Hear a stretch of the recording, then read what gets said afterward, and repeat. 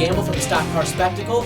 Guys, we're going to be trying to do something a little different week in and week out with our show. One thing I want to bring to the table, something not a whole lot of podcasts are talking about, we're going to be talking about gambling and betting odds. So, coming to the Daytona 500, what a better way to get started. So, how do we bet the Daytona 500? How do we even try to find a way to be profitable in a race where anything can and will happen?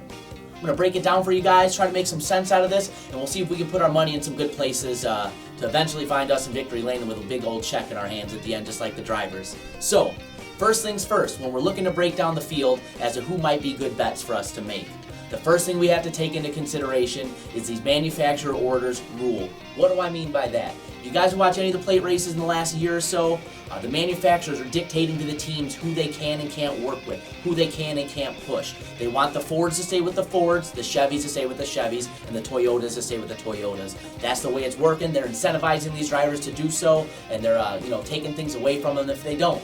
So with that being said, if we're going to look in things in terms of odds, you already have better odds than not if you're betting a Ford driver. There's more of them in the field than any other manufacturer. They've got some of the stronger teams and some of the stronger plate racers. So first things first, if it's me putting my money on a driver, I'm going for a Ford driver. So now we're going to break down the Ford drivers. Where do we go from there? So two teams I look at specifically are Stewart-Haas Racing and Penske Racing.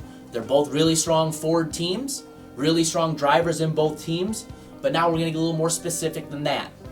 So now we're going to look into a couple drivers from each team that I think are really good bets to make. First and foremost, when we're going over to Stewart-Haas Racing, we have their big dog, number 4, Kevin Harvick. Kevin Harvick's a Daytona 500 champion. He seems to always be in the mix. He's one I look out for on Sunday. Now switching over to Penske, all three of these drivers really are good when it comes to restrictor plates. Joey Logano's a Daytona 500 champion. Brad Keselowski, Ryan Blaney's yet to be a Daytona 500 champion, but he's won on restrictor plates and he's looked strong at other times doing it.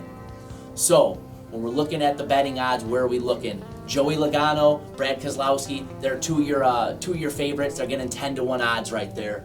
But to me, I don't like that. I think with them being the favorites, you can put your bang for your buck in a couple little better places. Going back to two guys we talked about, Kevin Harvick is currently coming in at 12-1 odds, and Ryan Blaney's coming in at 14-1 odds. I think if you're going to put money down, you got a much better ROI on both of those two drivers, as opposed to 10-1 odds for the 2 and the 22. And I don't think the difference in their odds of winning the race really is that much different from those two to the other.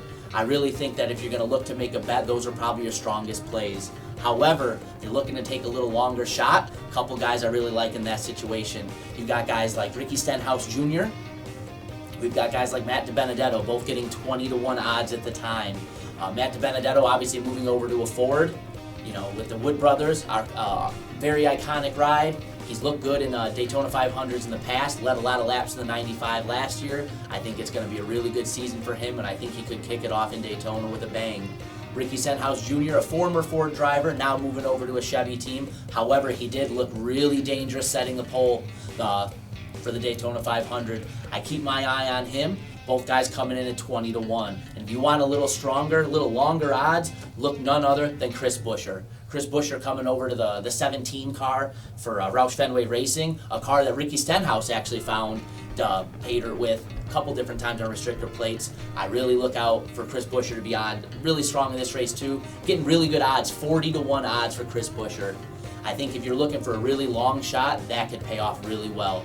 So guys, that's going to wrap it up for the first Gamblers betting column. Let me know what you guys think. I'm going to try to bring you guys odds every weekend as we can. The Daytona 500 is a really tricky one to start with because anything can happen. But I think if you follow my simple rules, I think you've got some good options there to make some money. We'll see you guys.